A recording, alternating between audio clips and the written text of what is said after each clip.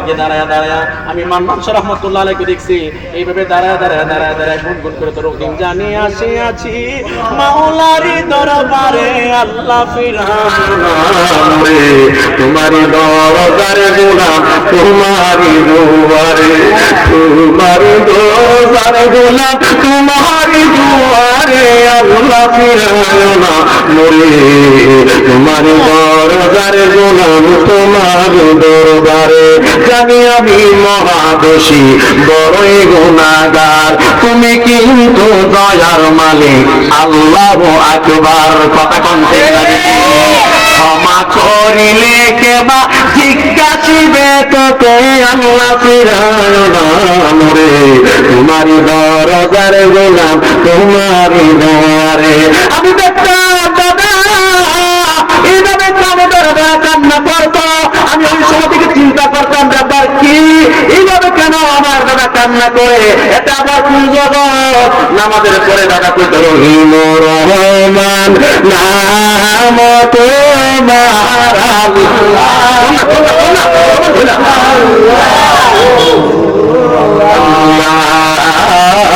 জলিল জাবার নাম তোমার আল্লাহ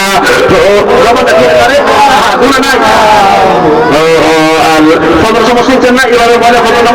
রহিম রহমান নাম তোমার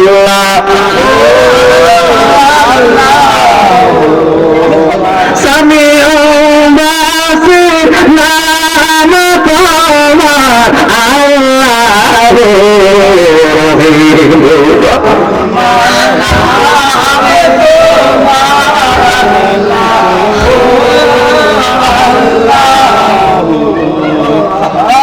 আমি জানি আমি থাকতাম না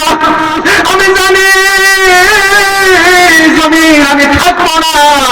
আমার পর কত বক্তা কত ইমাম কত চাকরিজীবী আসবে আমার চেয়ার আমার থাকবে না এই চেয়ারে ইমামতির জায়গায় এই জায়গায় কত মানুষ আসবে এই বাজারে কত মানুষ আসবে এই দোকানে কত মানুষ আসবে আমার জায়গায় এটা না আমি চলে যাওয়া লাগবে আমার একটা আসল ঘর আছে ওই ঘরের নাম কি খবর রাখার দরকার আছে রাখার দরকার আছে হাত করে দেখা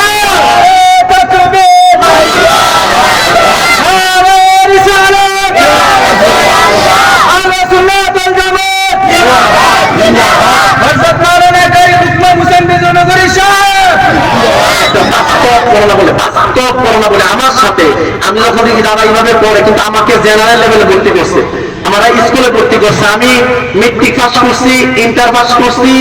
কমার্স নিয়ে আমি ডিগ্রি 3rd ইয়ার পর্যন্ত করছি আমার এই দিকে পড়ে কিন্তু আমার অবস্থা অন্যদিকে ভালো লাগে না আমার অবস্থান কোন দিকে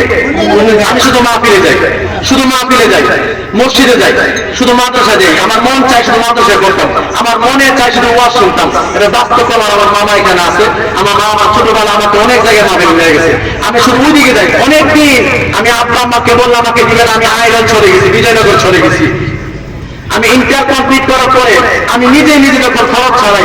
ক্লাস 5 থেকে আমার খরচ আমি চালাই এখনো পর্যন্ত আমার অনার্স কমপ্লিট আমি কুমিল্লা ভিক্টোরিয়া মাস্টার্স আর কুমিল্লা আলিয়া থেকে কামে দিচ্ছি আলহামদুলিল্লাহ বলি আমি যখন এদিকে ইন্টার কমপ্লিট করলাম কমার্স নিয়ে এরপরে আমার টার্গেট আমি আলেম হব আমি নিজ দায়িত্বে আমি মাদ্রাসায় ক্লাস 9 পড়তেছি মাহবা বিধান না দেখেন পরিবর্তনটা আপনার চেয়ে আনতে হবে ভালো কিছু চাইতে হবে কথা বলে ভালো কিছু খারাপ কিছু কেউ খারাপ কিছু আল্লাহর কাছে কেউ চায় না ভালো কেউ চাইতে হবে আল্লাহ আমার ফজর নামাজ পড়ার তৌফিক দাও আল্লাহ আমাকে হালাল খাওয়ার তৌফিক দাও আল্লাহ আমাকে জিনা থেকে বাঁচাও আল্লাহ তুমি আমাকে নেক কাজ খুশি করার তৌফিক চাইতে হবে এটা চাই আনতে হবে আল্লাহর কাছ থেকে কেউ খারাপ কিছু গুনাহ কিছু আল্লাহর কাছে চায় না